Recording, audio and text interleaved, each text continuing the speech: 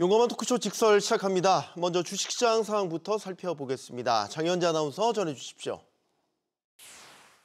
이 시각 시황입니다. 현재 코스피 연고점 경신했다가 이내 하락하는 모습 보여주고 있습니다. 아무래도 3,200선에서 뻗어나가지 못하는 상황인데요. 현재 0.19% 약세로 3,204포인트 가리키고 있고요. 반면 코스닥은 추가적인 상승세 보여줍니다. 0.33% 오름세로 824포인트에서 움직임 나타내고 있습니다.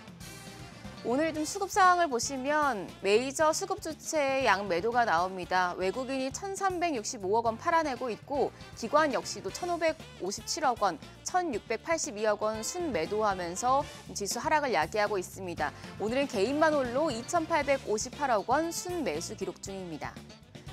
코스닥 시장도 흐름은 비슷합니다. 외국인과 기관 모두 팔자세인데요. 외국인이 424억 원 매도 우위 기록 중이고 기관 역시 280억 원 순매도하고 있습니다. 이런 가운데 개인만 홀로 701억 원 사자 포지션 취하고 있습니다. 코스피 시총 상위 종목 거래가 확인하시죠. 오늘 5위권 내에서는 LG에너지솔루션과 삼성바이오로직스만 상승합니다. 반도체 투톱은 일제히 약세 보여주고 있습니다. 삼성전자가 0.59% 하락하며 거래가 67,400원.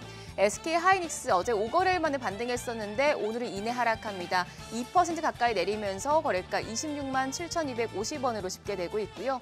LG에너지솔루션은 강세가 이어집니다. 2.4% 오름세로 339,000원. 삼성바이오로직스도 0.87% 반등하고 있고 한화에어로스페이스 강보합입니다. 919,000원에 거래되고 있습니다. 6위부터 10위도 보시죠. 삼성전자 우선주가 약세, KB금융 오늘은 0.35% 내려갑니다. 거래가 114,600원이고요. 현대차 보합인 가운데 두산에너빌리티가 3.8% 낙폭 기록하고 있습니다. 거래가 65,900원, 셀트리온은 보합입니다. 이어서 코스닥 시총 상위 종목 거래가도 확인하시죠. 오늘 일부 제약 바이오 대표주들이 반등합니다. 알테오젠이 1.5% 강세로 거래가 495,500원이고요. 에코프로비엠은 약세입니다. 0.79% 하락하며 112,250원. 펩트론 0.5% 강세로 302,500원입니다. 에코프로비엠에 더해서 에코프로도 약세 보여주고 있습니다. 0.3% 내림세로 거래가 49,500원대고요. HLB가 반등합니다. 0.6% 강세로 56,600원대 거래가 집계되고 있습니다. 6위부터 10위도 보시죠. 6위부터 10위 내에서는 레인보우 로보틱스 제외하고 나머지 종목들 강세입니다. 이제 파마리서치가 2.4% 오름세로 거래가 588,000원이고요. 레인보우 로보틱스는 0.18% 약세 기록 중입니다. 276,000원대 거래됩니다. 한편 리가켄바이오가 1.6% 강세로 145,700원. 휴재도 1.57% 오름세로 거래가 356,500원으로 집계되고요. 삼천당 제약까지 0.36% 반등하고 있습니다. 169,400원으로 거래가 집계됩니다. 시장 특징적인 섹터 체크하시죠. 오늘도 리튬주가 상승세 이어가고 있습니다. 그간 주가가 많이 눌려도 있던 만큼 매수세가 이어지고 있는데요. 상하이 금속거래소에서 탄산 리튬 가격이 지난 4월 중순 이후에 최고치를 기록한 이후에 리튬주에 대한 관심이 계속되고 있습니다. 이 리튬 가격은 중국 대형 리튬 채굴 업체인 장거광업이 최근 지방정부의 지시로 최근 칭하이성의 광산에서 리튬 생산을 중단한 영향으로 분석되고 있는데요.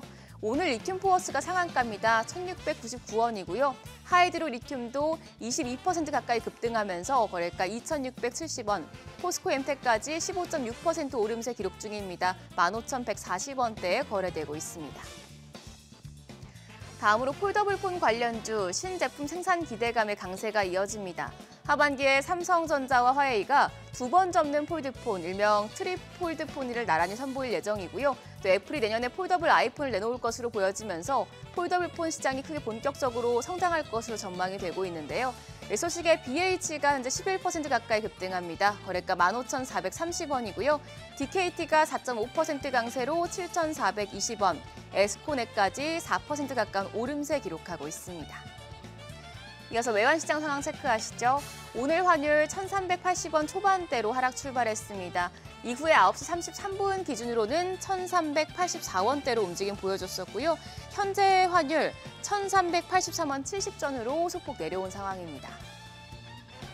지수 다시 보시죠. 코스피는 0.41% 내림세로 지금 3,200선이 깨졌습니다. 3,197포인트에서 움직임 보여주고 있고요. 코스닥만 0.18% 오름세입니다. 오늘 메이저 수급 주체가 양시장에서 팔자 포지션 취하고 있는데요. 수급적인 변화 좀 예의주시해 보셔야겠습니다. 지금까지 시장 상황 전해드렸습니다. 계속해서 시장의 다양한 이슈들을 풀어보는 시장 따라잡기로 이어갑니다. 인백스 자산운용 주식운영본부 염정이사 모시고 이야기 나눠보겠습니다. 안녕하세요. 네, 안녕하세요. 보니까 3,200을 돌파하면 또 이내 바로 또 조정을 받는 이런 양상이 좀 반복되고 있는 것 같아요. 네, 3,200선을 공방이 계속 나타나고 있고요. 오늘 같은 경우에는 삼성전자가 지금 1%대 하락 보여주고요. SK하이닉스가 1.8%대 하락 보여주면서 코스피 지수가 일단은 반도체 투탑 그리고 시총 상위 종목들의 전반적인 조정 속에서 하락 출발하고 있는 모습입니다. 네, 자, 장 초반은 일단 조금 전에 양 지수 모두 하락세로 돌아선 이런 상황입니다. 자, 지금 좀 길게 보면 어떻게 보이십니까? 이게 관세 이슈도 있긴 있지만 3,200선을 그래도 꾸준히 돌파하면서 3,200선 안착 여부를 계속해서 시도를 하고 있는 것 같아요. 네, 최근 한 일주일 지난주부터의 지수 흐름을 좀 보게 되면 코스피 지수 같은 경우에는 상당히 견조하게 움직이긴 했습니다만 상승폭이 상당히 저조했고요. 한 8거래일 동안 지수는 3,200선을 전후로 해서 대부분은 전후로 해서 횡보 구간에 있었습니다. 지수가. 코스피 지수가 횡보 구간에 있는 동안 삼성전자는 10% 올랐어요. 그 말은 즉 실제로 코스피 지수는 유지를 하고 있는 것처럼 보였습니다만 삼성전자가 끌어준 부분이 컸죠. 상대적으로는 코스피 섹터 내에서 보게 되면 사실은 하락 종목이 더 많았다라고 볼 수 있겠습니다. 네, 이제 삼성전자를 필두로 해서 이제 실적 시즌 본격적으로 이제 열리잖아요. 그러면 이제 투자 전략도 당분간은 실적에 포커스를 맞춰서 전략을 세워야 되겠고요. 네, 뭐 현재도 지금 시장에서는 사실 매크로 변수가 크지 않죠. 우리 시장도 그리고 미국 시장도 마찬가지로 우리 시장만 이런 분위기는 아니고요. 미국도 나스닥이라든지 뭐 S&P 최고치를 경신하고 있습니다만 최근 1, 2주간의 상승폭은 상당히 제한적인 모습을 보여주면서 실적 시즌을 앞두고 이어 관련된 일부 종목들이 그 내부적으로의 순환매, 한마디로 등락이 좀 오가는 정도지 시장 자체가 지금 아주 빠르게 상승하는 움직임은 좀 아니다라고 좀 보고 있습니다. 네, 이제 그 관심이 가는 그 실적 발표 기업들 중에 단연 꼽으라면 SK하이닉스. 그렇죠?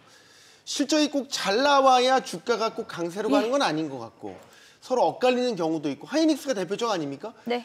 최고 실적 예상이 되긴 하는데 최근에 주가는 계속 조정을 받았고요. 네. 일단 하이닉스는 지난주에 급락이 한번 나왔었죠. 9% 넘는 급락의 모습이 나타났는데요. 그때 당시에 외국계 증권사에서 외국계 IB에서 하이닉스에 대한 사실상의 매도 의견이 나왔기 때문에 그 후로 주가가 빠르게 회복되지는 못하고 있는 상황입니다. SK하이닉스가 이렇게 단기적으로 조정을 좀 깊게 받는 사이에 삼성전자 말씀드렸듯이 단기적으로 한 10% 정도 주가가 올라온 상황이었고요. 최근 7, 8거래일 동안 외국인들이 코스피를 산 금액만큼이 대부분 지금 삼성전자로 유입이 됐어요. 삼성전자는 외국인이 단기적으로 좀 매수를 했기 때문에 올랐던 부분인데요. 오늘은 일단은 매도의 움직임을 좀 보여주고 있습니다. 여기에 오늘 뉴스가 좀 나온 부분은요. 월스트리트 저널에서 최근에 그 AI 투자, 스타게이트죠. 트럼프 대통령이 취임과 동시에 700조 규모의 AI 투자에 대한 부분이 지금 차질을 빚고 있다. 아직까지는 본격적인 계약 건수가 아직은 보여지지 않고 있다라는 좀 뉴스가 나오면서 관련된 분야로 해서 일단 반도체, AI 반도체 관련된 종목들이 오늘 조정을 받고 있는 모습이 아닌가라고 좀 생각을 하고 있고요. 그것을 빌미로 이제 전반적으로 만약에 AI 종목들 우리나라뿐 아니고 글로벌 AI 종목들 특히나 미국 빅테크 종목들이죠. 그 종목들이 오늘 밤에 어떻게 움직일지에 대한 부분이 저는 좀 중요한 관전 포인트가 아닌가라고 생각하고 있고요. 거기에다가 앞서 제가 지수가 보합세라고 말씀드렸죠. 지수가 횡보 구간에 있는데 최근 이번 주 들어서 오늘 이제 아직 화요일이긴 합니다만 최근 거래 대금이 많이 줄었어요. 6월에 거래 대금이 상당히 많이 올랐거든요. 거의 막 50% 이상 거래 대금이 증가했는데 어제 거래 대금이 코스피 10조였습니다. 그리고 코스닥이 5조 정도 됐어요. 한 15조 선에서 지금 멈춰 있는 구간. 네. 한마디로 거래가 지금 다소 지금 주춤하고 있는 상황. 지수가 그렇게 꺾이지 않았는데 거래 대금이 주춤했다. 사실 여기서 지금 움직임이 사실 많이 없다라는 것이거든요. 그 부분은 상승작으로 추가적인 상승작으로 가기에는 지금 약간의 걸림돌이 되고 있는 분위기가 뭔가를 아닌가. 더 기다리고 있는 거. 네, 이제 기다리는 부분도 있겠고요. 말씀드렸듯이 지수가 괜찮아 보이지만 실제로 그간 2, 3주간 조정받은 섹터는 상당히 많죠. 조선, 방산, 뭐 원전, 기존의 주도주들이 많이 조정을 받았는데 지수는 받쳐주고 있다. 이 부분을 어떻게 해석해야 될지. 그리고 거래는 상당히 지금 줄어 있다. 지금 상당히 시장에서는 좀 숨을 죽이고 있는 분위기인가 아닌가라고 저는 생각합니다. 네. 다른 걸 다 떠나서요. 예. SK하이닉스 실적은 네. 지금 사상 최대 실적이 예상되는 건 맞죠? 네, 뭐 실적 면에서야 크게 문제가 없을 거다라고 좀 보고 있는데요. SK하이닉스 사실상의 중립 리포트, 매도 리포트에서 나온 이야기를 보게 되면 뭐 물론 지난주 이야기이긴 합니다만 HBM 시장에서의 독점적 지위 리더십이 일단 내년부터는 조금 점유율 면에서 좀 깨질 수 있다라는 부분, 그리고 공급에 대한 부분이 확대됨에 따라서 경쟁사들이 늘어남에 따라서 HBM 가격 자체는 지금 하락할 것이다. 네. 그렇게 되면 뭐 수익성 부분에서는 올해가 거의 피크되지 않을까라고 시장에서는 보고 있지 않나라고 생각합니다. 그래서 지금 SK하이닉스 2분기 실적이 분명히 최대 실적이 나올 수 있습니다만 네. 지금 주가가 크게 움직이지 못하는 부분을 우리가 다시 한번 좀 되새겨봐야 될 것 같고요. 지금은 좀 관망 모드가 되지 않을까. 단기적으로는 그런 분위기가 감지되고 있습니다. 삼성전자는 어떻게 봐야 되겠습니까? 나홀로 강세를 보였는데 네. 이게 이제 삼성전자도 사실 6만 원대 들어가신 분도 있고 7만 네. 원대 들어가신 분도 있고 각마다 매물 벽대가 맞습니다. 있단 말이죠. 네. 그래서 마이너스 구간이 회복되시는 분들은 또 바로 그렇죠. 차실에 나서시는 분들도 있고 네. 단계별로 저항에 좀 부딪히는 모습이긴 해요. 맞습니다. 지난주에 이제 삼성전자가 주가가 상승할 때 개인들의 매도세가 좀 강하게 나왔죠. 지금 거의 계속해서 62,000원 위로 올라갈 때마다 계속 매도세가 개인들이 나오는데 말씀하신 네. 대로 일단은 밑에 있는 매물대들에서는 차익 실현이 나온다라고 보고 있고요.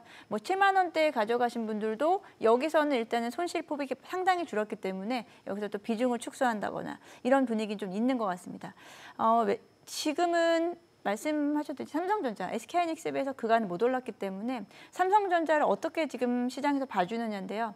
일단은 이재용 회장의 하락점 리스크가 완전히 해소됨에 따라서 그에 대한 기대감, 그에 대한 안도감이 훨씬 더 큰 것 같습니다. 네. 삼성전자는 더 이상 빠지는 구간이 라고 지금 보기는 어렵고 일단은 상승 말씀하셨듯이 계속해서 매물벽이 있기 때문에 거기서 얼마나 걸리고 가느냐가 중요한 부분인 것 같습니다. 네. 어쨌든 실적 시즌이지 않습니까? 예. 실적이 크게 개선된 이런 기업들은 기본적으로 투자자들의 기대를 받긴 하겠죠. 하나솔루션이나 LG화학 같은 경우도 네. 대표적이긴 한데. 말씀하신 종목들이 대부분은 워낙에 실적이 안 좋았었던 네. 하나솔루션도 작년 같은 경우에 태양광 쪽이 워낙에 좀 부진했었고 이번에 일단 2분기에는 실적 개선세가 나타나면서 큰 폭의 이제 이 개선세가 나타난다. 그간 태양광 쪽은 악재와 호재가 계속해서 혼재된 상황이었는데요. 네. 최근 말씀하신 분야, 예를 들어 태양광이라든지 오늘도 리튬 관련주들이 오르고 있는데요. 그간 눌렸었던 부분에서 지금 가격 반등이 올라오고 있습니다. 그 부분은 또 중국 시장과 또 연결이 되어 있는데요. 중국도 마찬가지고요. 태양광 관련주들 그리고 2차 전지 관련주들이 움직임이 나타나는 게 최근 리튬 가격 그리고 폴리실리콘 가격에 반등이 나타나고 있습니다.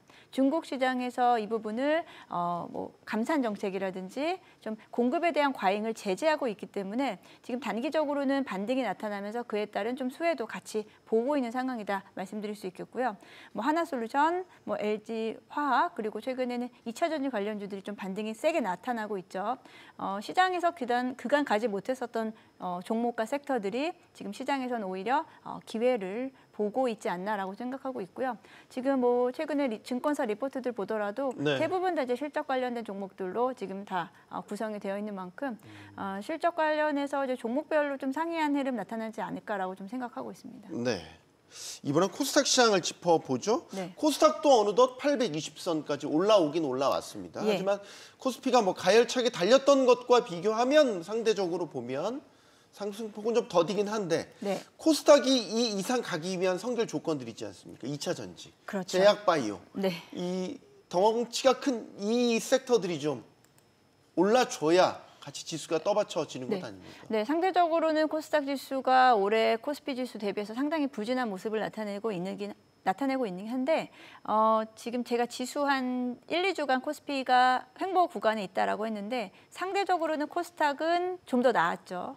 코스닥은 한 2주 동안 지수가 780선에서 지금 820선까지 좀 오르면서 그간 못 갔었던 부분을 채워나가고 있습니다. 네. 뭐 제약바이오도 눌렸던 부분에서 많이 올라왔고요. 특히나 이제 2차 전지 종목들이 최근 급등세를 보이면서 뭐 오늘도 지금 어려운 시장 속에서 2차 전지 종목들 꾸준히 지금 움직임이 좀 잘 나타나고 있는데요. 그 연속성에 대한 여부와 이제 2차 전지 관련된 종목들의 실적 발표와 맞물리면서 2차 전지 종목들이 2분기 실적이 바닥이냐, 그리고 지금 최근에 뭐 리튬 가격 관련해서 원자재 관련된 부분에서도 지금 바닥에서 반등이 나올 수 있는 구간이냐라는 것을 동시에 우리가 좀 판단을 해야 되는데 지금 이제 리튬 가격 반등에 대한 부분을 어떻게 해석해야 되냐면 단기적으로는 일단은 공급의 감소입니다. 공급의 감소로 반등이 나오는 구간이고 네. 아직까지 수요가 확장되는 구간과 맞물리는 구간은 아직은 아니라서 이 부분이 일단은 주가에 반영이 좀 됐다.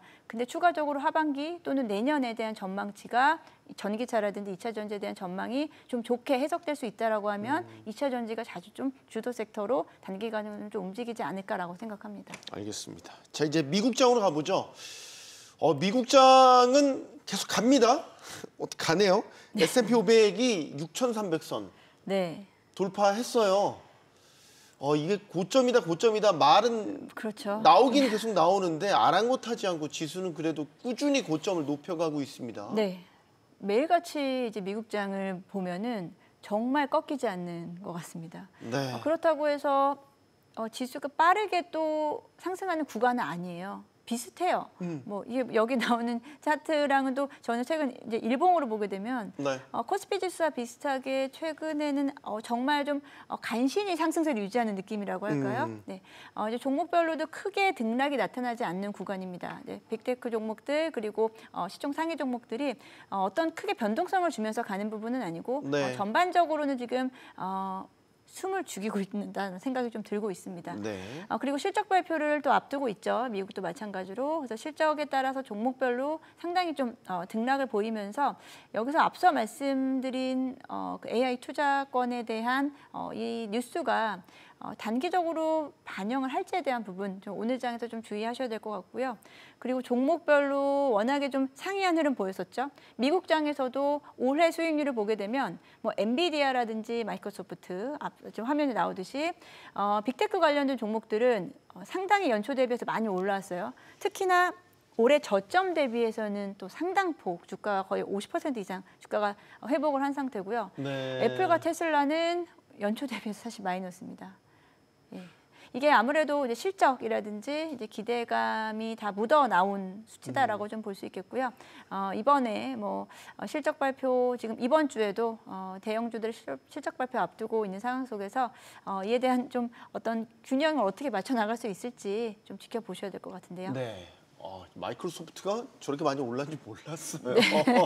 조용히 많이 올랐네요. 네. 사실 엔비디아나 메타 같은 경우는 이제 여러 가지 이슈로 인해서 주목도 많이 받고 했었는데 마이크로소프트가 상당히 많이 오른 거 보니까 미국장의 저력이 대단하다는 생각이 듭니다. 자, 이번 주 네. 주목하셔야 될 건 미국도 실적 시즌인데 빅테크들의 실적이 이제 줄줄이 나옵니다. 네. 이제 앞서 많은 우려를 낳았던 테슬라가 이제 이번 주에 실적을 발표합니다.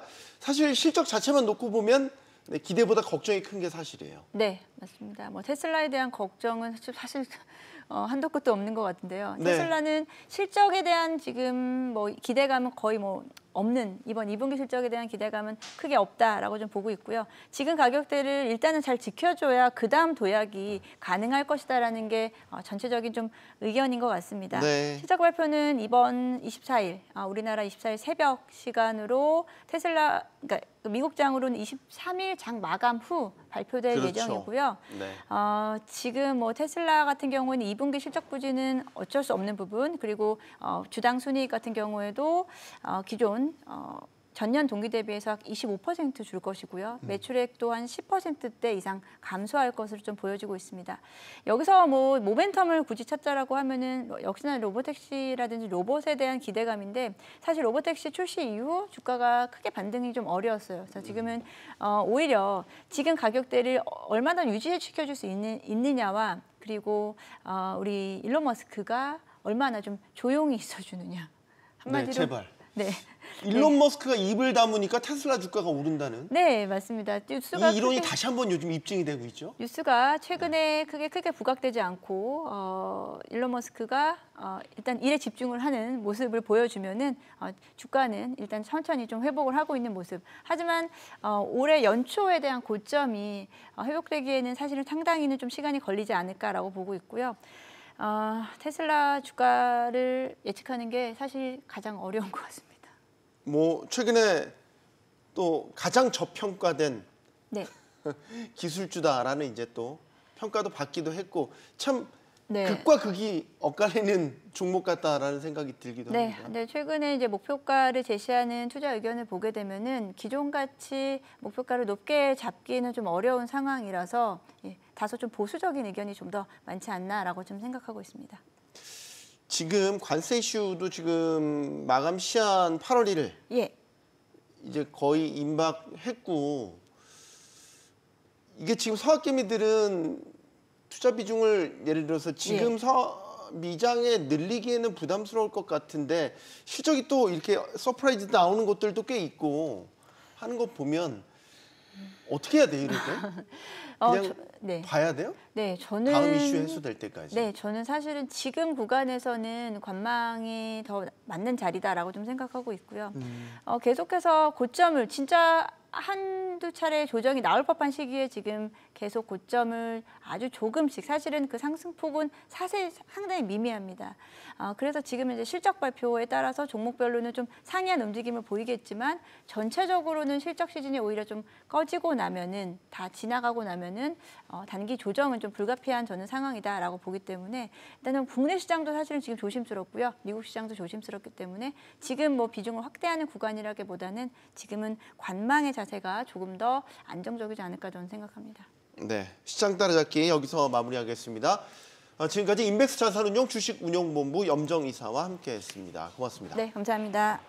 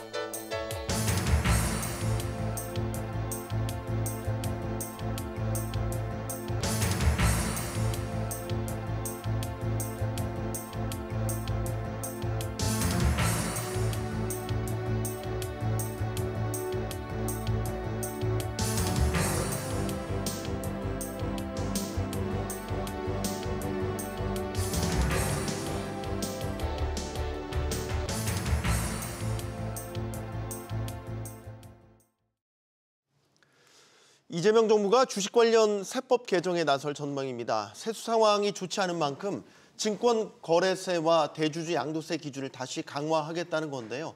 하지만 이렇게 될 경우 정부가 내세웠던 코스피 5천 시대가 멀어질 것이다. 이런 우려도 나오고 있습니다. 세금은 깎아도 늘려도 항상 찬반에 부딪히는 예민한 문제죠. 이재명 정부가 얼마나 정교하게 세법을 다루게 될지 지금부터 이야기 나눠보겠습니다. 함께해 주실 분들 소개해드리죠. 중앙대 경영학과 황인태 명예교수 나오셨고요. 배재대 경영학과 김현동 교수, 또 한국항공대 경영학부 원상필 교수 나오셨습니다. 안녕하십니까? 네, 안녕하십니까? 용암한 토크쇼 직설은 SBS 비즈 뉴스 앱과 유튜브에서 실시간으로 시청이 가능합니다.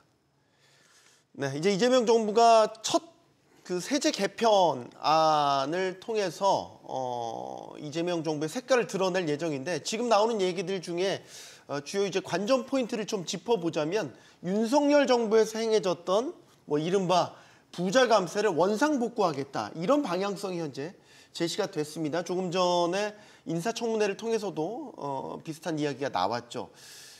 원상복구시킨다, 부자 감세를 원상복구시킨다.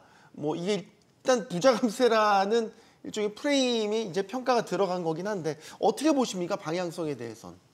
일단 지금 현재로서 우리가 이제 기본적으로 세금이라는 것이 국가가 운영되기 위한 재원을 조달하는 측면이기 때문에 윤석열 정부 때 지금 나타났던 여러 가지 부작용을 우리가 한번 짚어봐야 됩니다.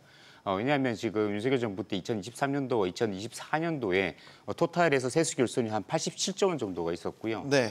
그로 인해서 이제 뭐 기금 돌려막기라든지 지방교부세의 미교부라든지 그리고 인위적인 어떤 자기적인 사업 불용이라든지 이런 재정 운용에 있어서 여러 가지 부작용들이 많았었습니다. 네. 그래서 이런 것들이 인해서 우리가 또 문제점이 있을 수가 있고 두 번째가 바로 뭔가 하면 뭐 말씀하셨던 뭐 부자 감세, 오딩은 뭐 부자 감세라는 게 전 뭐 정확하지는 않다라고 보긴 합니다만 아무튼 간에 감세로 인해서 세수 기반이 많이 훼손이 되었습니다.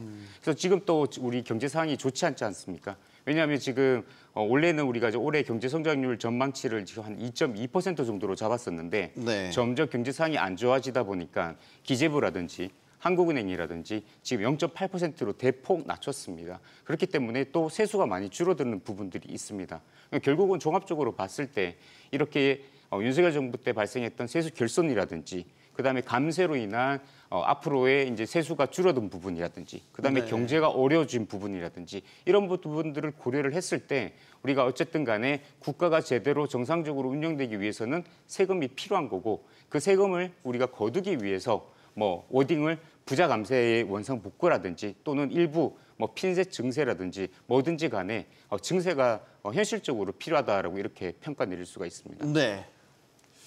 근데 이제 감세도 감세에 대한 분명한 이유와 목적, 기대 효과라는 게 있는 것도 맞죠. 일단 계속 의견 듣겠습니다. 교수님 어떻게 보십니까? 네, 뭐 세금이라는 것은 뭐 모든 사람의 관심이고 굉장히 합리적으로 운영돼야 되는 건 맞는데 어떻게 보면 국가도 개인도 하나의 이제 경제 주체로 본다면 개인인 경우에 우리가 이제 수입과 지출이 맞지 않는다 그러면 개인인 경우에는 먼저 이제 지출면을 먼저 들여다볼 거라고 생각합니다. 네. 그래서 우리가 도대체 어디에 돈을 많이 나가서 우리가 수지가 안 맞느냐 이런 걸 많이 볼 텐데 국가는 이제 뭐 이제 증세권이라는 이제 어떻게 보면 하나의 힘이 있으니까 그 증세권을 통해서 지출에 대해서는 생각하지 않고 지금 이제 수입에 대해서 이렇게 생각하는 그런 면이 좀 있는 것 같습니다. 당연히 뭐 국가를 경영하다 보면 그런 게 필요하긴 할 텐데 저는 개인적으로 생각하면 이 증세를 하기 전에 지금 그렇지 않아도 우리나라 경제 상황이 어려운데 어떤 지출에 대해서 좀 더 세밀하게 따져보고 과연 어디서 우리가 이와 같이 좀 맞출 수 있는 게 있느냐 이걸 먼저 본 다음에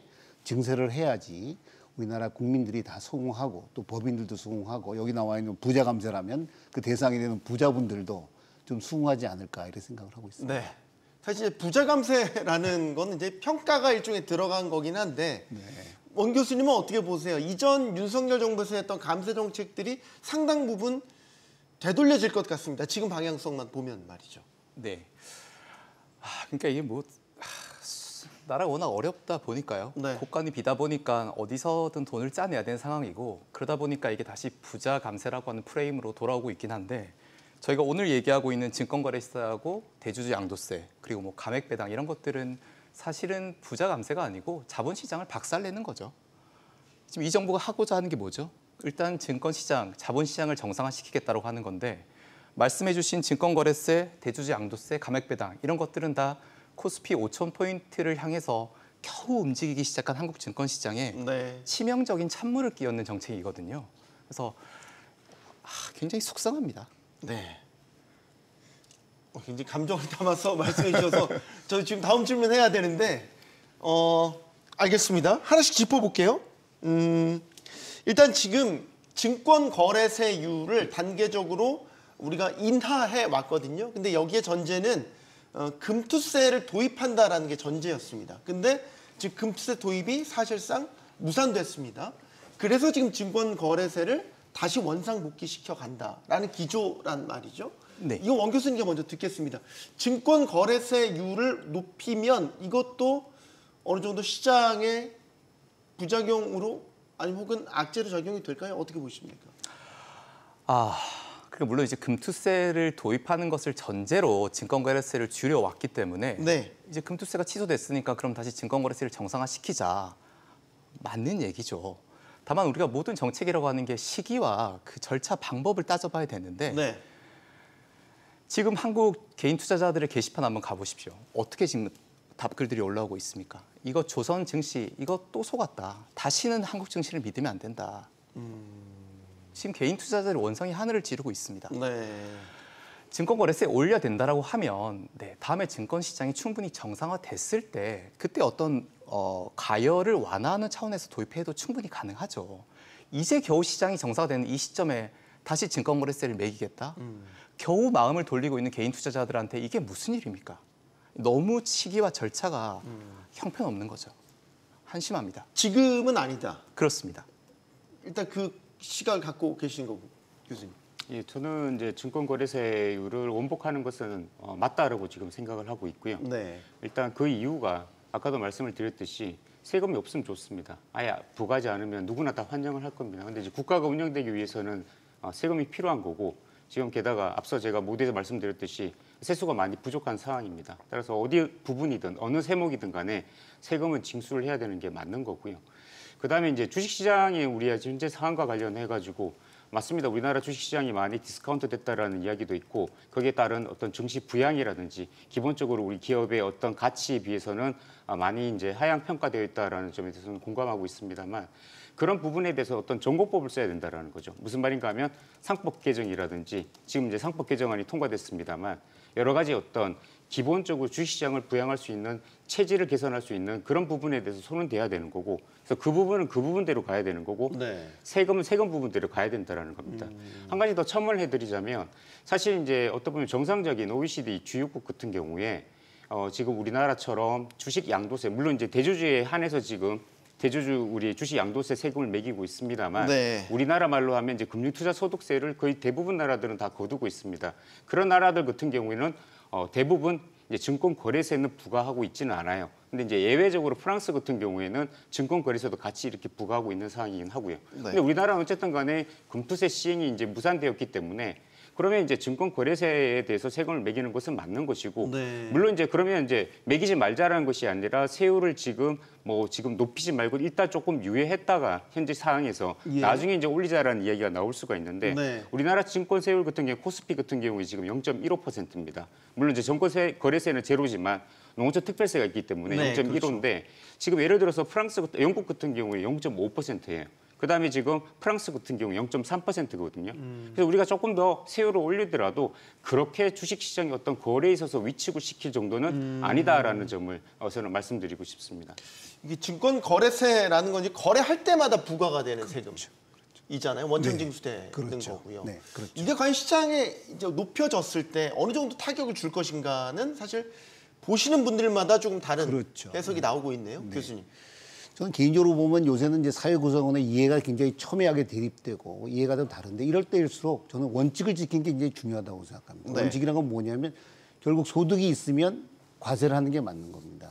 그러니까 여기서도 그렇고 나중에 나오는 가상화폐라든지 모든 게 그런 것 같아요. 그래서 저는 뭐 금투세가 도입됐을 때 저도 뭐 평생 증권을 한 사람이서 본다면 좀 아쉽기도 하고 이제 세금을 내나 이랬는데 우리는 지금 좀 전에 이제 교수님이 말씀하신 바와 같이 다른 모든 많은 나라에서도 사실 우리가 소득이 있으면 세금을 내는 그런 측면이 있는데 이제 우리나라가 그동안 이제 증시를 부양한 기업을 이제 도와준 측면에서 이제 금수세를 정말 지금까지 하지 않아왔고 그건 외국 투자자들 입장에서 본다면 굉장히 좀 특이한 그런 제도였습니다. 사실 우리나라에서.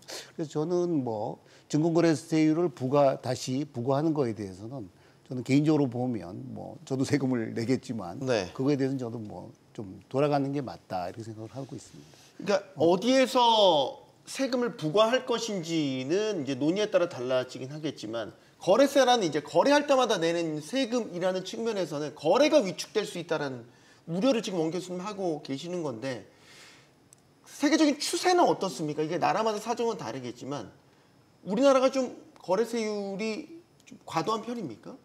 교수님께서 말씀하신 것처럼 기본적으로 선진화된 증시에서는 대체로 거래세가 없죠. 없죠. 네. 맨 처음 우리 다 미국을 많이 예를 드니까 미국 같은 경우는 제가 알기로 0.00 몇 %인 걸로 아는데 예, 그러니까 사실상 없는 사실상 거죠. 없는 수준이라고는 알고 있습니다. 네.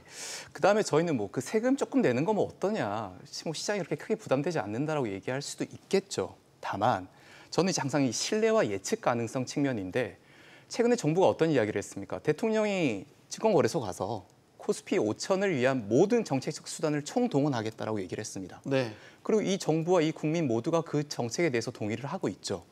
그런데 불과 며칠 지나서 세금 물리겠다. 그다음 없던 세금 만들겠다.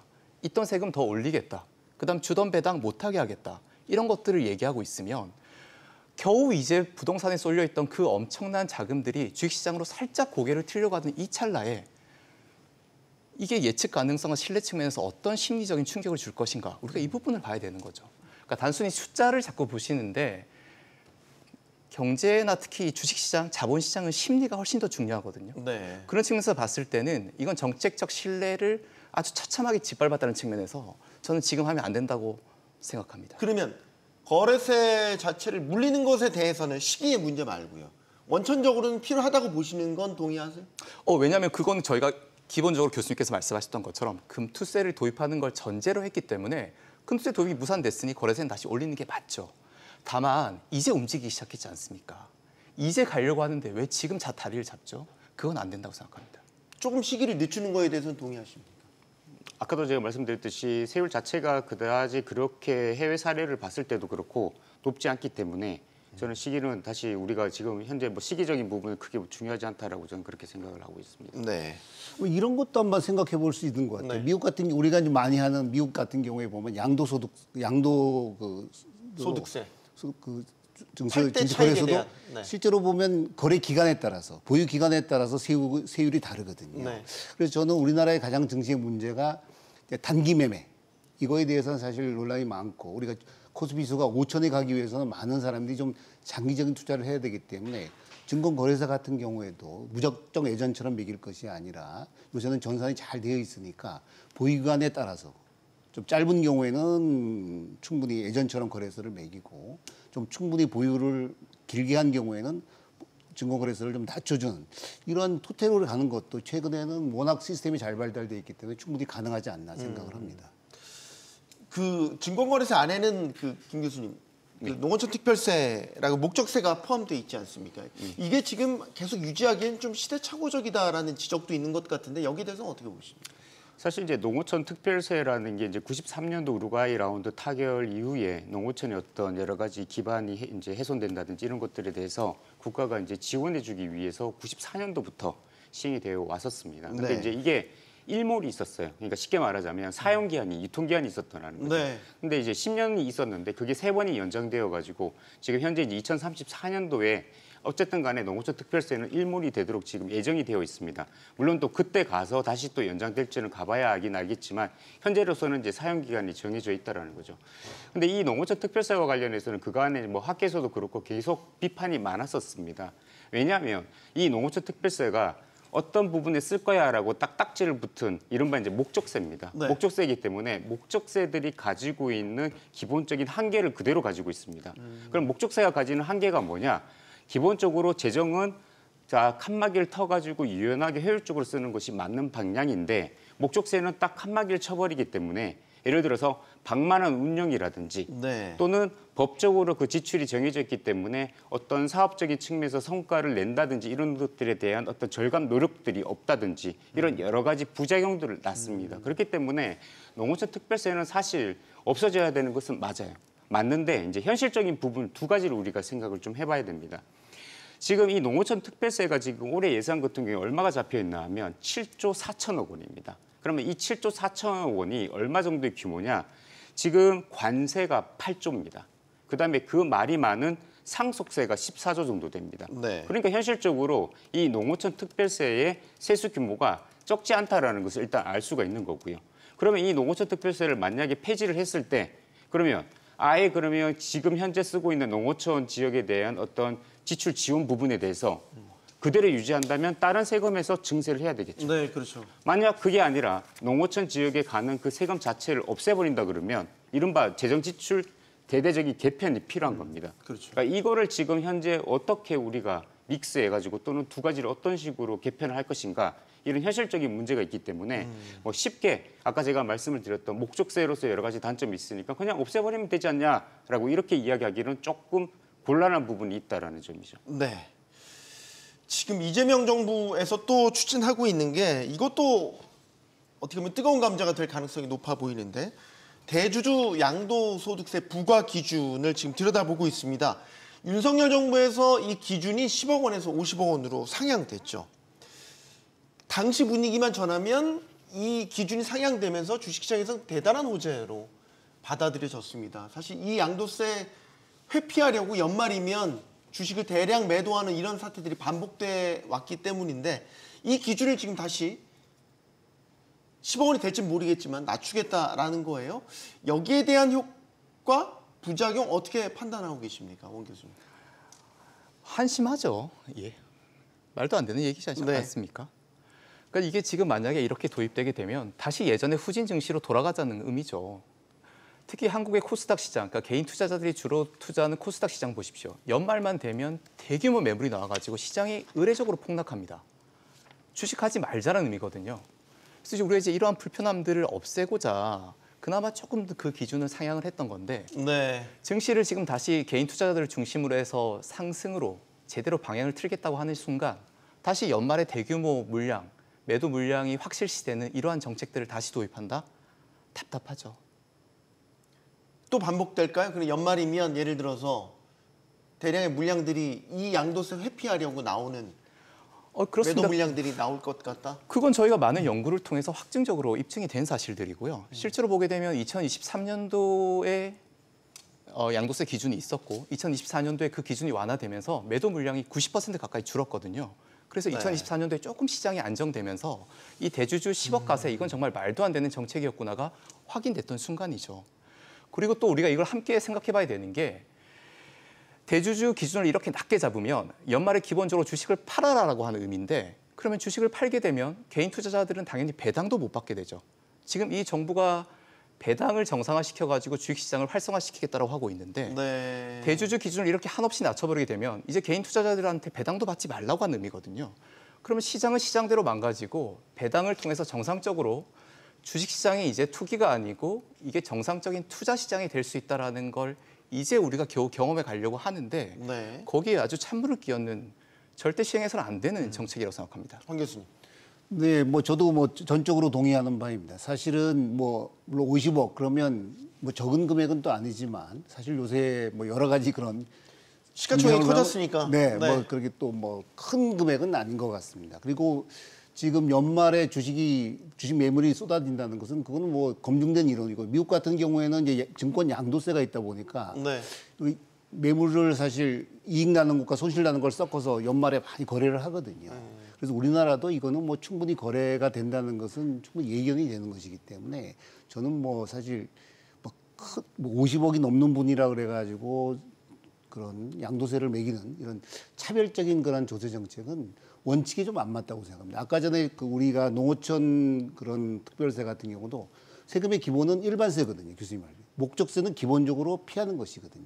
그래서 정말 한시적인 목적이 있을 때만 목적세를 부과하는 것이지 네. 이것뿐만 아니고 뭐 교육세도 문제고 그러기 때문에 이 세가 복잡할수록 좀 약간은 일반으로 돌아가는 일반 목적으로 돌아가는 것이 기본 목적으로 돌아가는 게 굉장히 중요하다고 생각을 합니다. 저는. 근데 이제 양도세 기준을 10억 원 혹은 뭐 기존보다 낮춘다라는 거는 이제 대주주에 대한 감세를 다시 원상복구시킨다는 차원이 있다라는 거죠. 네. 김 교수님.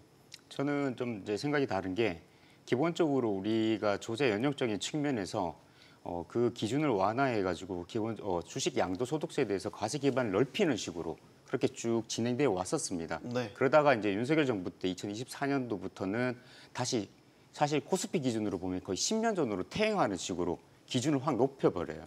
그래서 이제 주식 양도세의 과세 대상이 되는 인원들이 확 줄어들게 됩니다. 물론 이제 우려는 있죠. 연말이 되면 매물 폭탄이 나타나니까 네. 이제 대주주 기준을 피하기 위해서. 근데 제가 이제 뭐 3년치 최근 3년치만 봤습니다. 일단 뭐 더 길게는 보지는 않았고 실제로 매물이 나오긴 합니다. 네. 대량의 매물이 나오는데 이길 또는 이길 한 3일 후에 다시 똑같은 금액의 매수가 들어옵니다. 그러니까 우리가 이론적으로 봤을 때는 주식의 본질적 가치 이상이 없다면 인위적인 이런 자기적인 여러 가지 어떤 이벤트로 인해서 어떤 수급에 일시적인 충격이 온다면 기본적으로 누군가가 내놓게 되면 다시 그걸 걷어가는 식으로 그게 나오는 거고 제가 수치로 그 금액상으로 다 확인을 했었습니다. 그래서 이런 기본적으로 연말 폭탄이 있지만 다시 또 연말 폭풍 매수가 연달아 일어나고 있다는 점에서 일단 볼 수가 있고 물론 그렇다고 이렇게 어떻게 보면 이런 사안들이 뭐 바람직하다라고 저는 보지는 않습니다. 그러면 궁극적으로 이 문제를 어떻게 해결할 수 있을 것이냐. 주식 양도소득에 대해서 다 과세를 하면 됩니다. 그게 바로 금투세였거든요. 그러면 대주주 기준을 피하기 위해서 연말에 뭐 매물 폭탄이 나온다든지 이런 네. 부분들은 없다라는 거죠. 그래서 저는 기본적으로 이런 현재 수준에서 이제 매물 폭탄이 있지만 다시 폭풍 매수가 연달아 가기 때문에 뭐 시장이 일단 이게 뭐 주가를 엄청나게 다운시킨다라고 보기는 좀 어렵다는 거고 이 부분이 싫다면 근본적으로 우리가 이야기를 했던 금투세를 도입을 하면 이 대주주와 관련된 이런 여러 가지 기준의 논란도 근본적으로 저는 해결할 수 있다라고 이렇게 생각을 하고 있습니다. 아까 그 기준을 그러면 조금만 완화시키는 건 어떻게 보세요? 50억 원인데 예를 들어서 40억 원이나 30억 원 정도로 그러니까 이제 여기 절충이죠. 그러니까 절충. 예, 황인태 교수님께서도 말씀해 주셨지만 그러니까 지금 이제 대주주의 기준을 50억에서 다시 10억으로 내리려고 하는 거거든요. 근데 생각해 보죠. 10억이 대주주입니까? 2013년도만 하더라도 대주주 기준은 100억이었습니다. 100억 정도면 대주주라고 할 수 있죠. 그것도 2013년에 100억이었으면 지금 가치로 치면 뭐 한 2, 300억 될 겁니다. 네. 그 정도 대주주한테 가세를 하겠다. 누가 반대하겠습니까? 지금 10억한테도 가세를 하겠다고 하는 건데 이를테면 부동산으로 치면 그런 거죠. 강남에 100억짜리 아파트 가지고 있으면 우리가 종부세 매기지 않습니까? 거기에 대해서 국민들은 동의합니다. 그런데 지금 예전에 100억이었던 대주주 기준을 10억으로 내렸습니다. 그렇다고 치면 강남의 40억짜리 아파트에는 종부세 매기다가 이제 4억짜리 아파트에도 종부세 내라 이렇게 하면 네. 이걸 누가 동의하겠습니까? 대주주가 아닌데 대주주라고 규정을 하고 거기에 대해서 지금 가세를 하겠다라고 하고 그 가세 때문에 주식시장은 망가지는 거고 그런 것들이 계속적으로 반복되다 보니까 코스닥 시장은 아예 외국인이나 기관 투자가들 아예 들어오지도 않고 갈수록 투자가 투기판이 되어가고 있고 이걸 우리가 지금 지난 5년째 확인하고 있는데 고작 그 몇 푼을 걷겠다고 해서 발생하는 이익과 전체적으로 심리가 망가져가지고 자본시장이 완전히 퇴행하는 그 충격적인 결과를 봤을 때 과연 어떤 선택을 하는 게 맞는가? 저는 이건 뭐 판단이 명확하다고 생각합니다. 네. 그 아까 대주주 기준에 대한 명확하게 다시 설명을 드리면 2000년 도입 당시에는 100억 원이었고 2013년에 50억 원, 2016년에 25억 원, 2018년에 저기 나오는군요. 15억 원, 2020년 10억 원 이런 식으로 이제 계속해서 낮아졌습니다. 근데 이제 김 교수님, 우리가 이제 증시도 몸집이 계속 커지지 않습니까? 시가총액이 커지면 아까 이제 종부세랑 같은 개념인데 아파트 가격도 올라가게 되면 소위 부자들만 내는 세금이 아니라 일반 서민들도 내는 세금이 될 수도 있다. 똑같은 기준으로 보면 대주주 기준을 계속 고정값으로 두고 시가총액만 커지면 내가 대주주가 아니어도 소위 주식 좀 가지고 있다고 하면 여기에 딱 걸릴 수 있다는 거죠. 그러니까 그거는 시대의 흐름에 따라서 좀 기준을 완화시켜줘야 될 필요성이 있는 거 아닌가요? 일단 두 가지를 조금 정리를 해야 되는데요. 이름은 지금 대주주라고 되어 있는데 사실 이제 내가 이게 뭐 10억 갖고 있는데 뭐 왜 대주주야라고 이렇게 이제 사실 네. 의아하게 생각하시는 건 당연합니다. 근데 이거는 사실 이제 어떻게 보면 네이밍의 문제인 거고요. 대주주가 아니라 제가 말씀드렸지만 우리 세금의 원칙이 뭡니까? 소득이 있는 곳에 세금이 있답니다. 종부세 같은 경우에는 예를 들어서 재산세를 내고 있는데 그게 다시 인적 합산을 해가지고 전국에 나눠져 있는 걸 합산해가지고 내기는 세금이다 보니까 네. 사람들의 저항이 있는 거고요. 얘는 소득이 발생했는데 지금 기본적으로 대주주가 아닌 사람들에 대해서는 세금을 안 매기고 있는 거예요. 그래서 여기서 지금 논점이 흔들려버리면 안 되는 겁니다. 그러니까 이름이 대주주니까 나 대주주 아닌데라고 해버리면 그 부분이 아니라 소득 있는 곳에 과세를 하는데 우리가 세법이 이름에서 이제 대주주든 뭐 최대주주든 이런 식으로 네이밍이 됐으니까 약간 이 부분은 조금 정리를 해야 되는 거고 네. 두 번째 이제 말씀하셨던 인플레이션도 있고 우리가 주식시장이 커지니까 네. 기본적으로 100억이었으니까 지금으로 따지면 그게 뭐 500억이든 800억이든 돼야 된다라고 이야기할 수가 있는 건데 왜 그러면 우리가 생각했을 때 이거 사실 이제 세법학자들이라든지 실무가들이라든지 기재부라든지 다 개입해서 만든 거거든요. 그 사람들이 생각이 없었던 거냐? 그게 아니라 과세 기반을 점점 넓혀야 되는 것이 옳다. 그 이유는 바로 뭔가 하면 세법의 입법상 지도 이념인 조세 공평을 달성하기 위해서 그렇기 때문에 기반을 넓히기 위해서 이 요건을 완화했던 거지 그런 인플레이션이라든지 주식시장의 어떤 규모라든지 이런 것들을 우리가 간과해가지고 이런 식으로 역행하는 식으로 금액이 낮춰진 것은 아니다라는 점을 조금 정리를 해야 될 것 같습니다. 네. 맞는 말씀이시죠. 이거는 어떻게 보면 금투세 도입에 대한 전제 단계라고 볼 수가 있죠. 금투세라는 것이 결국 저런 기준이 없이 모든 사람이 양도소득이 있으면 내는 것인데 이제 그걸 이제 하나의 도입하는 방법으로서 뭐 일반적으로 뭐 100억, 50억, 10억을 낮춘 뭐 그런 면에서는 다 동의를 하는 것입니다. 네. 그런데 단지 이제 지금 금투세가 폐지된 마당에서 뭐 네이밍도 물론 중요하지만 뭐 또 주식이 뭐 진짜 개미만 필요한 게 약간 왕개미들이 좀 필요하지 않습니까? 그러니까 좀 낮은 새로운 용어가 나오고 왕개미가 나와. 조금 뭐 그래야지만 이 증시 가지고 5천억이 돼. 결국 수요 공급이니까. 그러니까 저는 좀 지금 와서는 좀 도입을 하면 좀 그렇지 않나 생각합니다. 조금 더 필요하다 이런 생각. 어렵네요. 네. 맞습니다. 근데 사실 뭐 돈 쓰자고 하는 사람들은 편하죠. 근데 항상 문제는 이제 돈을 그럼 어떻게 만들 건가 그 고민인데 이제 저희 지금 이제 김현능 교수님께서 그 고민을 해주고 계시고 말씀해주신 것처럼 금투세가 정상적으로 도입됐으면 이런 고민들이 없죠. 근데 정치권과 지금 행정부가 본인의 책임을 변기하고 네. 지금 자꾸 이렇게 땜빵식으로 가다 보니까 네. 이런 상황까지 와가지고 김현우 교수님 입장에서도 나라의 곳간에 지금 다 비어가지고 쓸 돈은 많고 돈은 없는데 어떻게 해야 되느냐 이 문제에 대해서 자꾸 저희가 부딪히는 것 같습니다. 네. 지금 또 얘기가 되는 게 지금 이재명 정부에서 배당 늘리는 거에 대한 각종 인센티브를 주겠다라는 이제 방향성을 제시를 했는데 감액 배당에 대한 손질을 지금 예고를 했습니다. 보통 우리가 배당은 순이익에서 얼마 이렇게 나가는 게 배당인데 이 자본을 이제 감액해서 배당을 해주는 여기에는 과세가 그동안 안 됐었잖아요. 이걸 이제 과세하겠다. 이 체계를 바꾸겠다라는 거죠, 임 교수님. 네. 사실 이제 이게 우리가 이론적으로 봤을 때는 이 감액 배당이라는 게 우리가 이제 자본 충실의 원칙에 따라 가지고 우리가 이익 잉여금 중에서 일정 부분 그걸 이제 이익 준비금이라고 보통 표현을 합니다. 그것도 있고 그다음에 이제 자본의 원래 주주에 출자한 부분 회계학에서는 자본 잉여금이라고 부르고 상법에서는 자본 준비금이라고 부르는데 아무튼 간에 그런 부분들이 두 가지가 있는데 그거를 줄여 가지고 이제 배당할 수 있도록 만들어 주는 게 이른바 이제 상법에서 이야기하고 있는 감액 배당에 관한 이제 이야기인데요.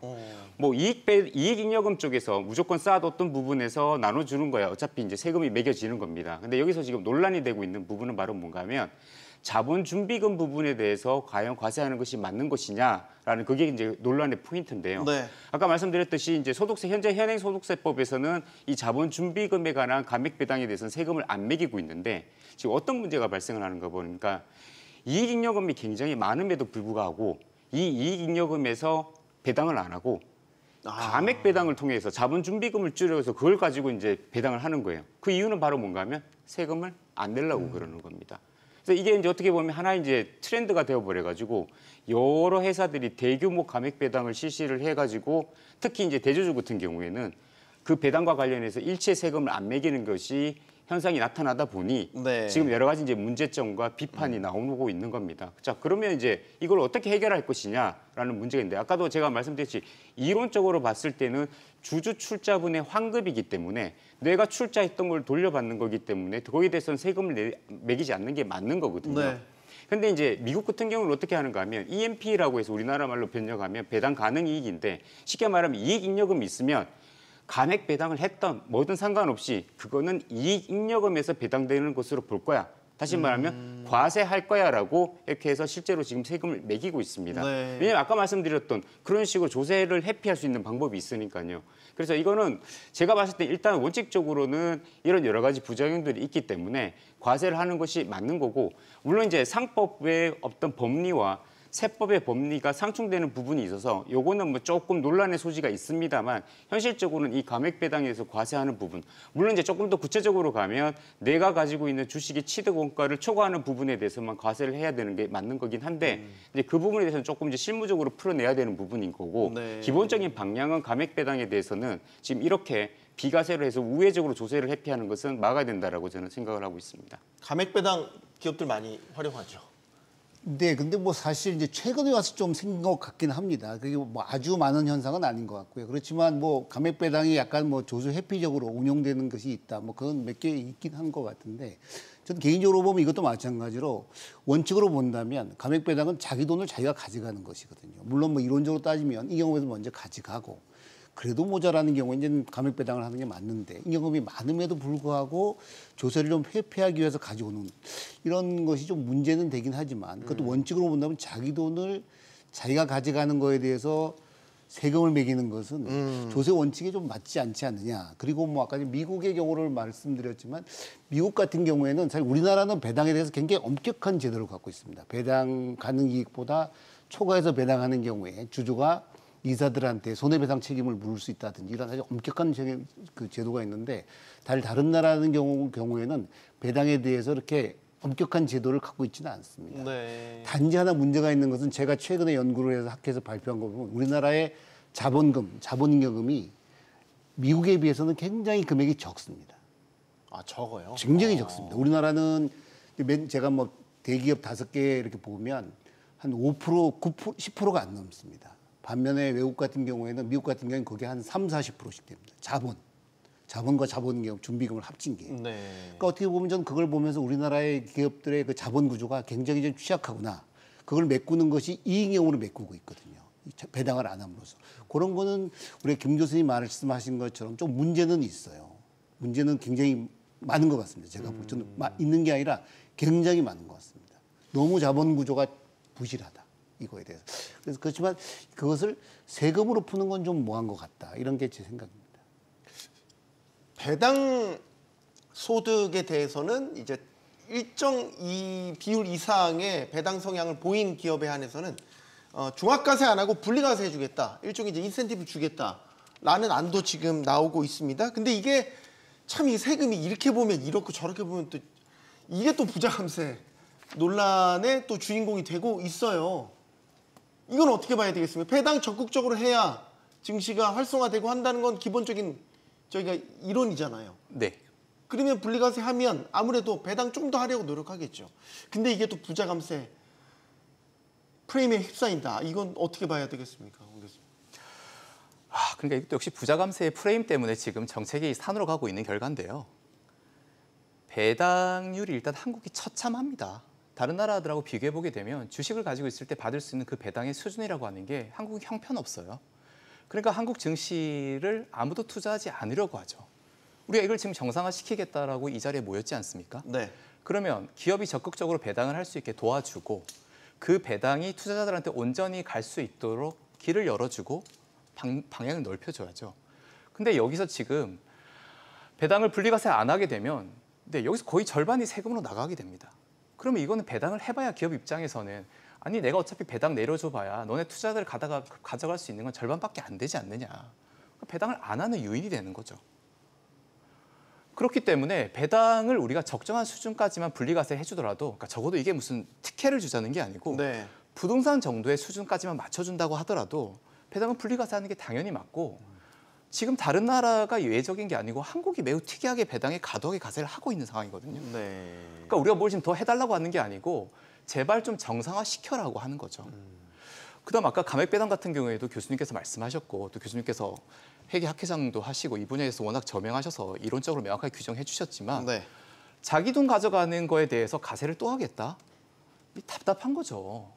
그래서 지금 해봐야 우리가 감액배당으로 작년에 집행된 금액이 겨우 해봐야 뭐 40개 기업이 한 1조 정도 되는 건데 이거 적극적으로 오히려 밀어줘서 배당을 적극적으로 어떤 형태로든 할 수 있게 지원해줘야 됩니다.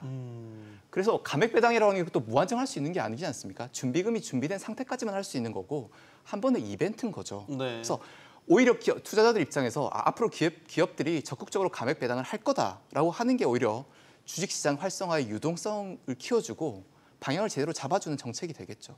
저는 그렇게 봅니다. 배당이 주는 일종의 이제 투자 유인, 투자를 하게 되는 동기부여 이게 상당히 강하다고 보시나요? 아니 그렇지 않습니까? 지금은 가지고 있으면 저희는 네. 우리 한국 증시에 사실 배당이 워낙 성향이 낮았으니까 맞습니다. 투자 수익 쪽에 사실 포커스가 돼 있었거든요. 그거 문제죠. 그게 이제 그걸 이제 이쪽으로 옮겨가겠다라는 게 이제 이재명 정부의 하나의 방향인 건데 한국 같은 그런- 경우에는 예. 배당도 1년에 딱 한 번 주지 않습니까? 그러니까 네. 일본 같은 경우에만 하더라도 1년에 서너 번씩 줍니다. 미국은 말할 것도 없고요. 그러니까 주식을 가지고 있으면 꾸준히 돈이 들어옵니다. 이런 패턴이 형성되게 되면 말 그대로 교수님께서 말씀하신 주식의 장기 보유가 가능한 거죠. 그럼 이게 이제 더 이상 투기판이 아니고 투자판이 되는 겁니다. 그리고 근데 그런 요새 것들을 다 끊고 있는 맞는 겁니다. 말씀이세요. 그리고 요새 인구 구조로 보더라도 은퇴 소득자들이 많고 은퇴 소득 그런 경우에는 배당 소득이 중요하지 않습니까? 더. 따라서 잘 배당 소득에만 그치지 않습니다. 이거 잘못 또 매면 의료보험료도 더 내야 되고요. 뭐 둘들이 붙는 게 굉장히 많습니다. 네. 그래서 저는 개인적으로 보면 우리나라의 뭐 지금 원 교수님 말씀하신 것처럼 장기 투자를 뭐 유도한다든가 그런 면에서도 이건 뭐 분리과세가 맞는 것이고 실제로 보면 우리나라의 이 하늘 보면 우리나라의 이제 제일 큰 기업 같은 경우에는 이익경험이 270조가 있습니다. 그 대비된 애플은 이익경험이 제로입니다. 제로라는 말 들어보세요. 이익경험이 마이너스입니다. 정말. 마이너스로 말하면 너무 좀 쇼킹한 것 같아서 이익경험이 제로입니다. 그만큼 배당을 다 하는 겁니다. 네. 그렇게 배당을 하는데 우리는 좀 배당 좀 하려고 그러면 지금 말씀처럼 조금 좀 세금 내려는데 이제 더 세금을 내겠다 그러면 오히려 투자자들이 그러지 말고 네가 가지고 차라리 자본이들 주가를 높여달라 이럴지도 모르거든요. 그래서 그러면 사실 좀 개인의 그런 은퇴 소득자들의 그런 소득 흐름이 원활하지 않을 수가 있는 거죠. 그래서 저는 뭐 이거는 너무 이게 새로운 정책을 도입하는 거에 대해서는 좀 그런 것 같습니다. 김 교수님 배당소득 분리과세에 대해서는 기본 입장 어떠십니까? 예, 저희 이제 결론부터 말씀드리면 저는 이제 분리과세 이제 반대고요. 반대세요? 예, 예. 이소영 의원은 물론 이제 그걸 가지고 이제 정부에서 다시 이제 세법 개정을 만약 만들게 된다면 조금 바뀌게 되겠지만 네.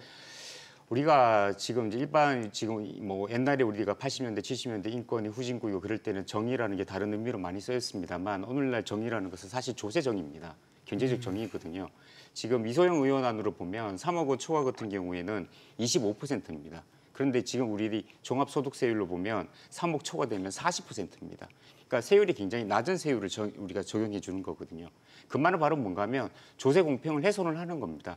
그럼에도 불구하고 우리가 이루고자 하는 예를 들어서 배당을 늘려가지고 주가를 올리고 이재명 대통령이 이야기를 했던 여기서 생활비를 좀 충당할 수 있다면 그러면 우리가 비교 형량을 해봐야 되겠죠. 해소되는 조세 공평과 늘어나는 배당이라든지 경제적 이익을 비교해가지고 그러면 어느 정도 우리가 생각을 해볼 수는 있겠습니다만 그럼 여기는 이제 실증의 영역으로 들어가는 겁니다.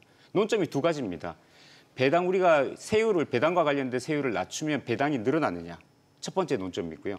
그다음에 배당이 늘어나면 주가가 올라가느냐 이게 두 번째 논점입니다. 여기에 대해서는 학계 연구들이 국내에 굉장히 많이 나와 있습니다. 제가 한 연구만 갖고 오면 그럼 다른 연구 갖고 가지고 반대되는 결과 있으니 이 말은 틀리지 않냐라고 이야기할 수 있기 때문에 제가 그래도 나름대로 저명한 논문들이라든지 이런 여러 가지 견해들을 다 모아봤습니다. 네. 첫 번째, 배당과 관련된 세율을 낮추면 배당이 늘어나냐 알 수 없다라는 겁니다. 알 수 없다? 알 수 없다. 불명확하다 이거는. 심지어 자사주 매입을 더 선호하는 경우가 많다라는 그런 연구 결과도 있습니다. 사실 지금 우리 자사주 매입과 관련해서 여러 가지 문제점이 많죠. 두 번째, 그러면 설사 배당이 늘어나더라도 주가가 그러면 올라갈 것이냐? 그것도 역시 상관성이 떨어진다는 연구 결과가 많습니다. 그러면 우리가 돌아와서 분명 이 배당과 관련된 세율을 굉장히 낮춰줘가지고 뭐 소위 말하자면 뭐 부자 감세든 뭐든 간에 우리가 조세 공평을 훼손하면서 얻고자 하는 것은 배당을 늘리고 그로 인해서 주식시장을 활성화하자라는 건데 그와 관련해서는 지금 논란의 여지가 굉장히 많다라는 거죠. 그러니까 우리가 이거를 잃을 게 없다라고 생각하면 안 됩니다. 잃어버리는 거는 세수도 잃어버리지만 조세 공평도 무너지게 되는 거고요. 그렇기 때문에 이 부분에 대해서는 우리가 조금 과학적으로 따질 것은 따져봐서 정말 이게 의도했던 것들이 일어날 수 있느냐를 조금 살펴볼 필요가 있다라는 점을 저는 강조하고 싶습니다. 네. 물론 첨언하실 사항. 네, 뭐 잠깐 말씀드리면 물론 우리가 조세정의라는 면에서 본다면 다 뭐 세금을 다 모든 세금을 공평하게 다 걷어서 그 소득에 따라서 세율을 매기는 게 맞다고 생각을 합니다. 최근에 우리가 이제 정부에서도 배당을 하겠다 그러니까 증시에서도 뭐 배당 관련주, 네. 배당 ETF 이런 게 굉장히 좀 각광을 받고 있는 것인데 네. 갑자기 이걸 이제 뭐 사실 2천만 원이 뭐 또 뭐 적은 돈도 아니지만 1년에 2천만 원이 이게 아주 많은 돈도 아니지 않습니까? 네. 그걸 이제 다시 이제 종합 과세를 하겠다, 분리과세를 폐지하겠다 그러면 그동안 투자했던 사람들이 이거 뭐 믿고 좀 투자를 해보려고 했더니 갑자기 정책이 바뀐다.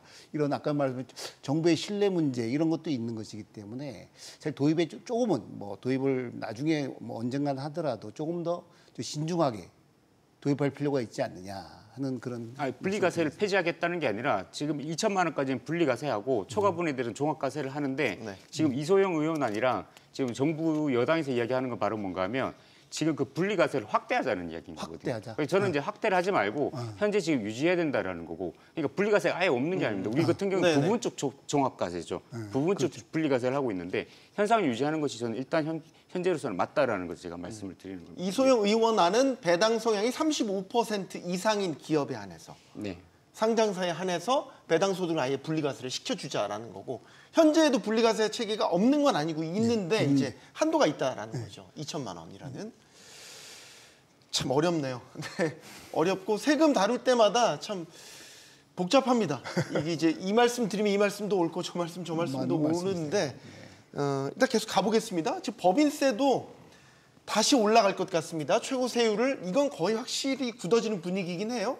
1%포인트 낮췄던 거 다시 원복시킨다라는 거. 이거는 황 교수님과 먼저 의견을 좀 여쭙겠습니다.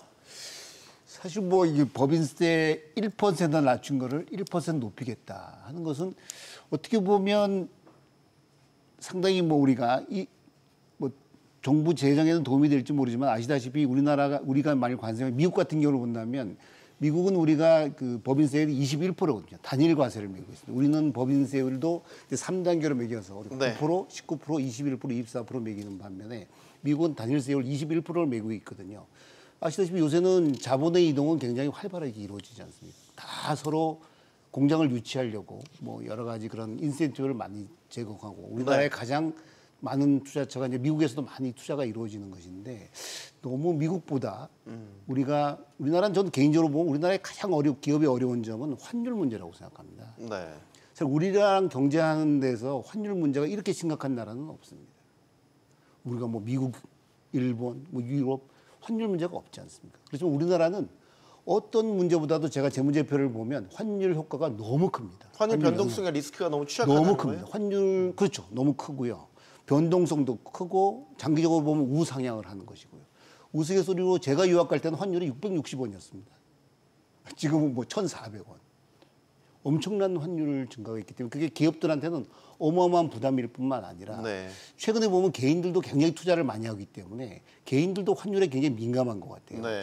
이렇게 우리나라의 기업이 다른 나라보다 굉장히 어려움이 많은데 세율까지 높이는 거에 대해서는 저는 개인적으로 보면 굉장히 좀 어려움을 너무 가중하는 것 같아요.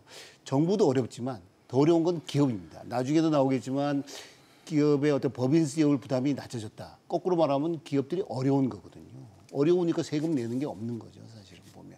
몇몇 큰 기업들이 우리나라의 법인세의 큰 부분을 담당하고 있는데 이런 큰 기업들이 큰 것 같지만 크지가 않습니다. 예를 들면 제가 따져보면 우리나라의 제일 큰 회사가 아시다시피 삼성전자입니다. 시가총액 400억입니다. 그죠? 두 번째 큰 것이 하이닉스. 시가총액 200억입니다. 뚝뚝 반밖에 안 됩니다. 세 번째 큰 게 LG 에너지 솔루션인데 77억입니다. 그거밖에 안 됩니다. 400조, 죄송합니다. 400조. 제가 지금 깜짝 놀랐어요. 죄송합니다. 시가총액 죄송합니다. 제가 말 400조. 지금 좀 더 많이 들었습니다. 네, 400조, 네. 200조, 77조밖에 안 돼요. 세 개가. 근데 미국 같은 경우는 뭐 말할 것도 없이 뭐 엔비디아 5,600조입니다. 5,600조. 뭐 마이크로소프트 5,051조입니다. 그 우리나라 삼성전자랑 같은 규모의 미국 회사가 코카콜라가 400조더라고요. 제가 따져보니 연구해 보니까. 그러니까 우리나라 기업들이 어떻게 보면 요새는 기업이 국가를 대변하는 그런 역할을 하고 있거든요. TSMC가 대만을 먹여 살리고 있지 않습니까? 그래서 저는 너무 큰 기업에 대해서 네거티브하게 할 필요가 없는 것 같아요. 그게 뭐 개인 기업이면 모르지만 상장 기업이라면 모든 사람이 상장 기업은 주식의 거래가 자유로운 것이거든요. 뭐 한 주를 가질 수도 있고 뭐 0.1주를 가질 수도 있는 것이기 때문에 기업을 키우는 거에 대해서 저는 과감하게 해도 네. 아무 지나침이 없다 이렇게 생각을 하고 있습니다.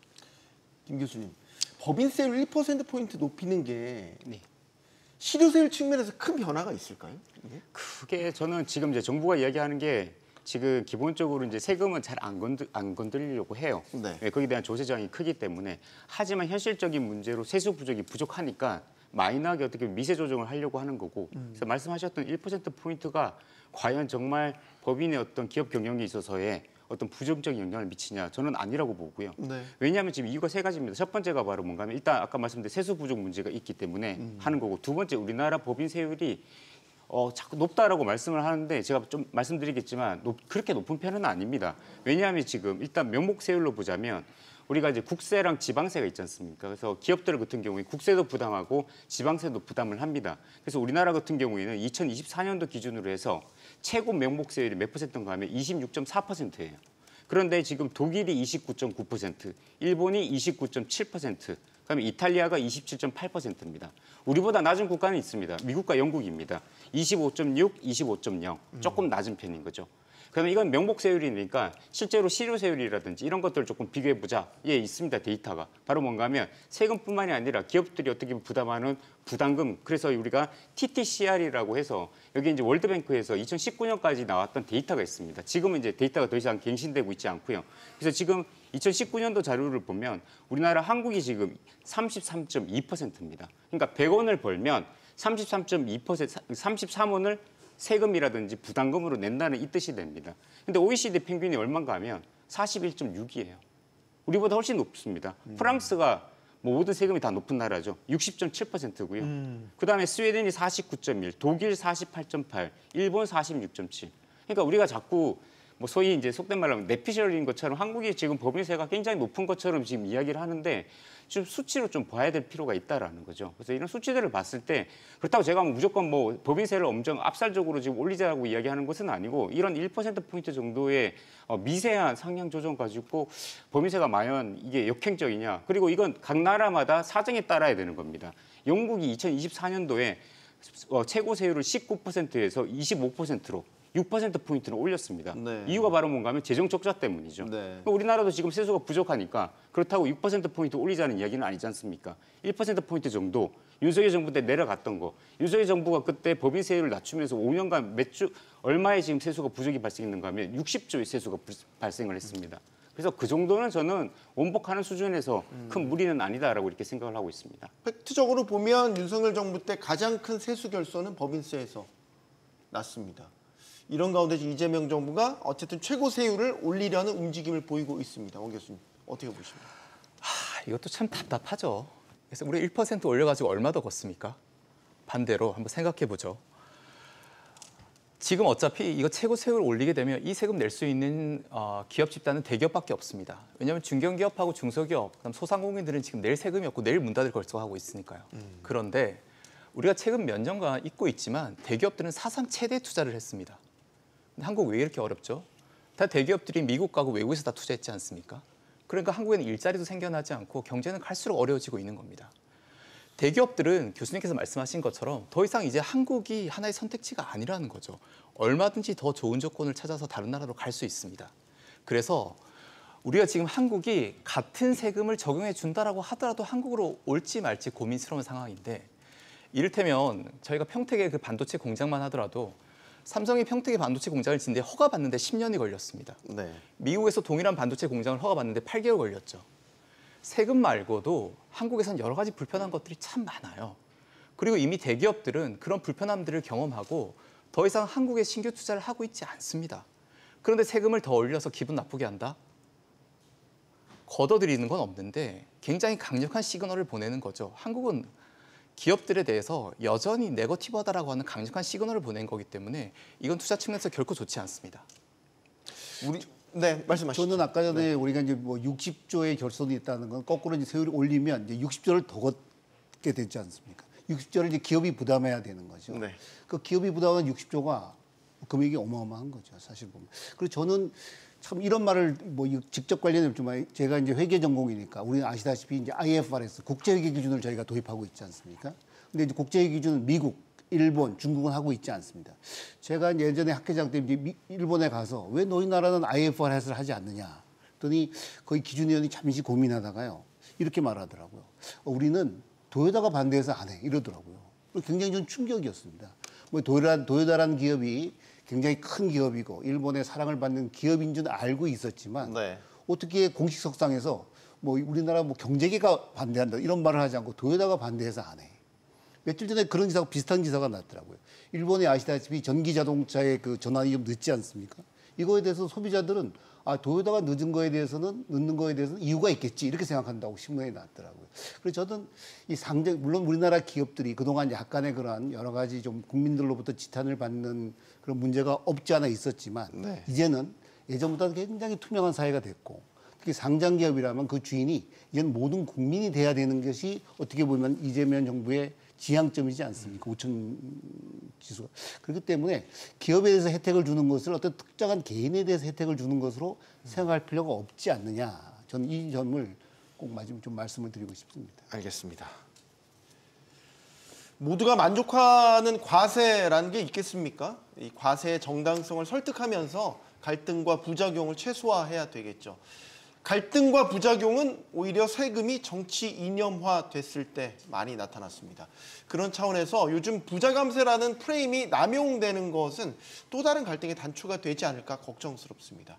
용감한 토크쇼 직설 마치겠습니다. 여기는 모든 경제가 보이는 SBS 비즈입니다. 시청해주셔서 고맙습니다.